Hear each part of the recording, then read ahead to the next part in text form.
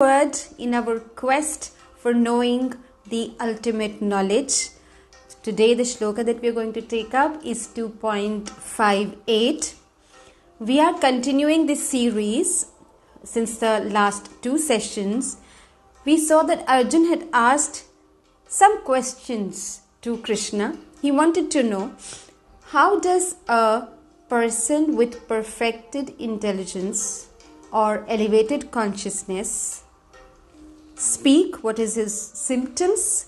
What is his speak, which means how does he go about? How does he sit? And how does he use his senses?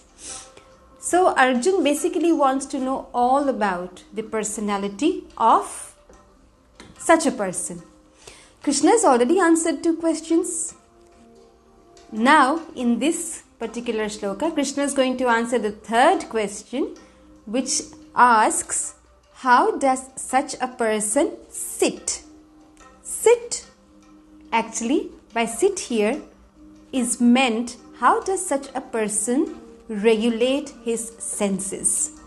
So Krishna is going to give us some very wonderful analogy here to make us understand. You see, a good teacher always talks with examples and analogies.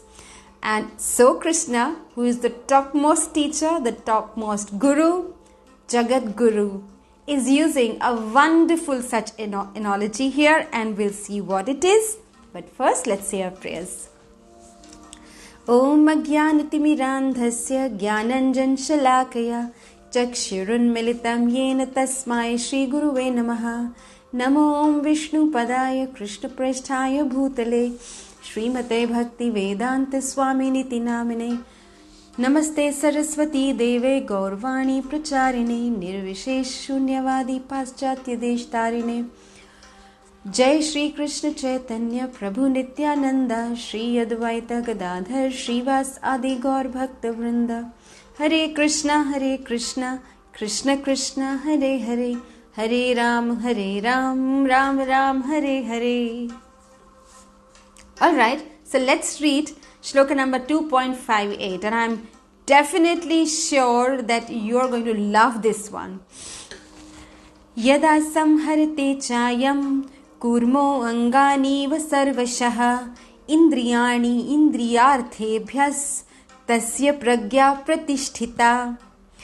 Yada, when, samharte, winds up, cha, also, ayam, he, kurmaha, tortoise. So Krishna is going to give us the analogy or example of a tortoise.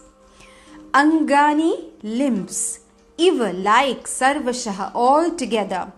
Indriyani, senses, indriyarthebhyaha. Indriya arth means the sense objects.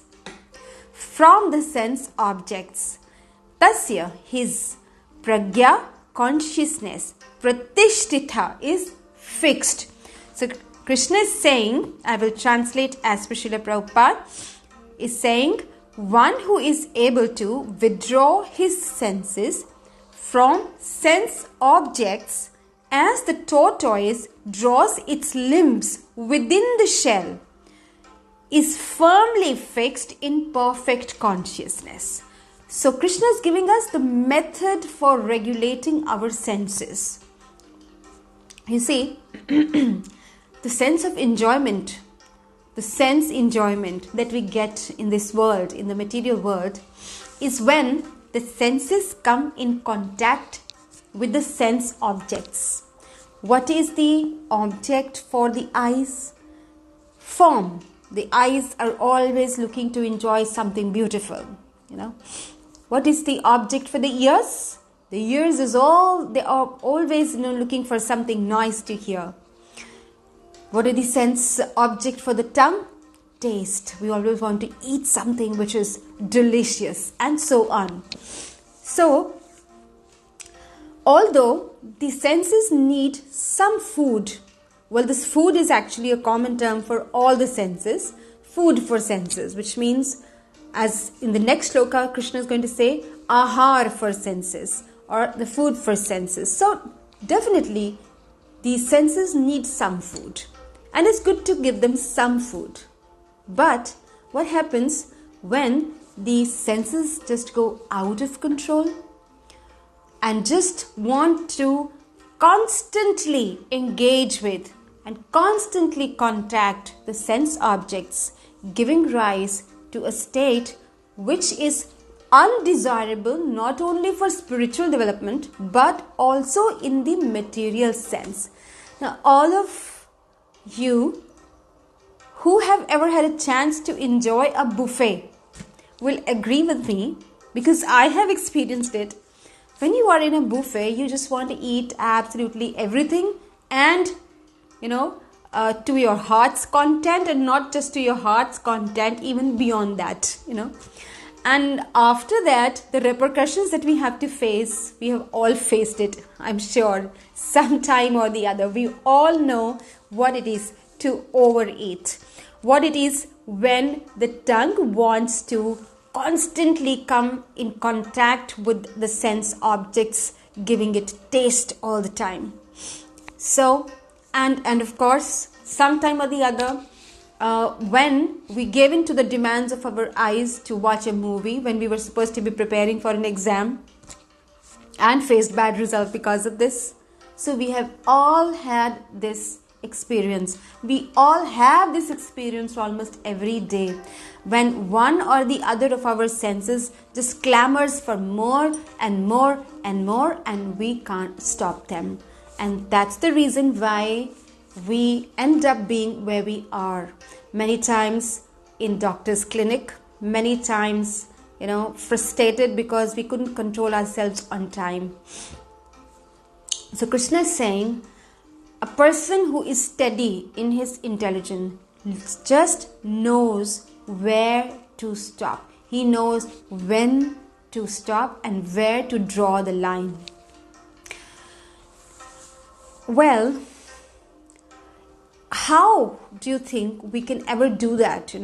Sometimes when something very, very delicious is lying in front of us, but we know that our tummy is already upset, and by eating it, we are going to upset it even further, suffering sometimes very badly. How do we exactly stop it? The exact answer to how, Krishna will give us in the next shloka. But first, let's define the problem a little more and just see how Krishna is wanting us to behave, or who Krishna wants us to behave.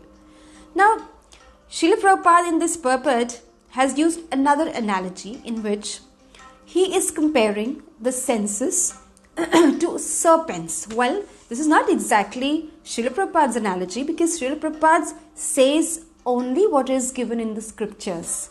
So, from other scriptures he is quoting that senses have been compared to serpents. Just like serpents are venomous.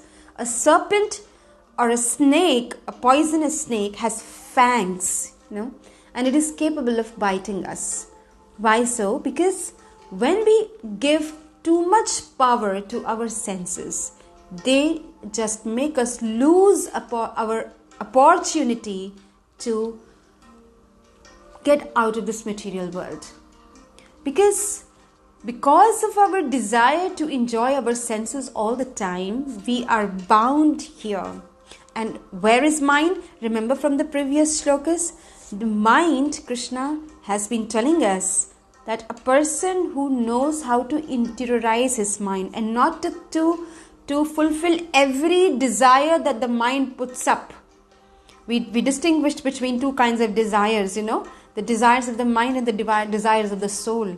The genuine desires of the soul are to be fulfilled, they are to be honored. But the desires of the mind, which are mostly for sense gratification, because mind is the king of the senses, it is an integrator of the senses. So when the senses come in contact with the sense objects, it is the senses which enjoy, and with it the mind which enjoys. So in the previous shlokas, Krishna gave Arjun this strategy that first of all, interiorize your mind. And then Krishna is going to, he's actually telling us that to interiorize our mind, something which goes simultaneously with it is to control the senses also. Because unless we control the senses, we will not be able to control our mind. If the senses are constantly in touch with the sense objects, the mind cannot be controlled. So the senses, which are like serpents, venomous serpents, because they actually just finish off our opportunity to, raise our consciousness to a higher level. Now, in our scriptures, there is another example given, or in fact, there is a detail given here that a person who can control senses according to his own plan. Now, when we say that according to his own plan, we actually realize our own limitations with it, don't we? Does it always go according to our plan? We think we'll just eat this much, but does it really stop at that? Or we think we'll only watch the YouTube for 10 minutes just for a break. But are we always able to keep that time limit? I know for myself that we all have a tendency to run overboard. Isn't that so? So which means that we are not able to control our senses according to our own plans. But a person with steady intelligence, a person who is steady, a sage of steady mind, Sthit Muni, as we saw in the previous shloka, is a person who is able to control all his senses according to his own plan, only this much and not more. And and he uses his senses only for the service of Krishna. That he is termed as a person who is steady in intelligence. In fact, for such a person, the term Swami is used. Why so? Go means the senses, and Swami means the master of the senses. Because he just knows where to let his senses, stop. But we are all not Goswamis. We are opposite of a Goswami. We are Godas. We are the servants of the senses and the mind as well. In the future shlokas, Krishna is going to explain to us that the senses are higher than dull matter, but higher than the senses is the mind, and higher than the mind is the intelligence. Higher than the intelligence is the soul, that is us. So, according to this hierarchy, we are the master of the senses. We ought to be the master of the senses, but we are not. Now, why has that happened? Because we have been giving too much liberty to our mind and senses. I'll give you an analogy to explain this. Sometimes when a master of the house maybe, or a company, gives liberty to one of the servants, thinking that this person is probably, responsible and will take care, But what happens is, slowly when the master goes slack, the servant starts to take advantage of the master. And there comes a time when the servant starts ruling the master. This is what has happened to us. Because of getting too much liberty, the senses and the mind have now started ruling us. They have become our masters. And as we are going to see, senses and mind are bad masters. They are good servants, but bad masters. So somebody who is not able to control the senses as per their plan is called a Godas, and this is exactly what we don't have to be. This is exactly where we have to rise up from. We have to raise our consciousness from being a Godas to a Goswami. That is the gist of this verse. This is what Krishna is trying to tell us here. And how you have to do that? Have you seen a tortoise ever facing danger? Say there is a tortoise, walking on the sand, and suppose there is some disturbance, there is an enemy, there's a predator which comes to eat it. What does a tortoise do? Immediately it withdraws all its limbs inside the shell.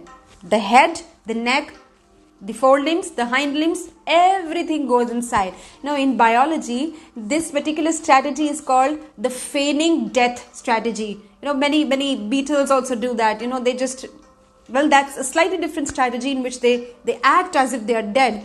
But what exactly the tortoise is doing here is it's carrying its cover on its back, and the moment it feels threatened, it just withdraws all its senses inside. So at that time, the predator just can't do anything, to the tortoise. The enemy just can't attack and harm the tortoise. Similarly, Krishna says, you should just know when you're being threatened by the enemy of lust. And at the same time, we should just quickly withdraw our senses inside. We should just withdraw our senses to the interior, to the internal environment. And this is a very wonderful art, one who knows how to do this exactly at the right time to withdraw the senses from the sense objects is truly a master of the senses. So even a tortoise can give us such a wonderful lesson. We should always carry our cover with us. And what is that cover? The cover is the cover of devotional service, the cover of Hari Nam. If we always carry our shield with us, wherever we are, the enemy can never attack us. So in this shloka, Krishna is telling us the strategy to withdraw the senses whenever we feel threatened by the lust, by the desire to enjoy the sense objects. That is a person of steady intelligence. But like myself, I find it very difficult at times to withdraw from the sense objects. It just goes on and on and on. If you've just seen 10 minutes of YouTube, you just keep stretching to a little more, a little more, a little more. 10 minutes of phone time, when it extends to half an hour, you just never realize that. So just saying that I'm going to control my senses, definitely from today, let me just withdraw it on time. That's a little difficult to do, because that's like, putting in your own effort all the time to do, to achieve things, But what we see is sometimes the higher grace helps us to achieve things much more easily. And how we can use that, Krishna is going to tell us next. But just letting you know that in Ashtanga Yoga, the withdrawal of the senses is termed as pratyahar. In withdrawing your senses from all kinds of sense enjoyment is called pratyahar. And this is what the yogis do, When they go into the dhyana mudra, they go in for meditation. Before that, they withdraw their senses from all kinds of sense objects. But sometimes, it just backfires. We've seen many sages who sat down for tapasya, for austerity. They fell down because even though they had withdrawn their senses from the sense objects, but at a time where they face the sense objects again, where they face the desirable objects again, they fell down. So Krishna is giving us a very good strategy in the next shloka. We'll see that in the next session. Till the time, let's carry the shield of Hari Nam, of devotional service, always with us by chanting Hare Krishna, Krishna Krishna, Hare Hare, Hare Ram, Ram Ram, Hare Hare. That's the most powerful shield against lust and Maya. Hare Krishna.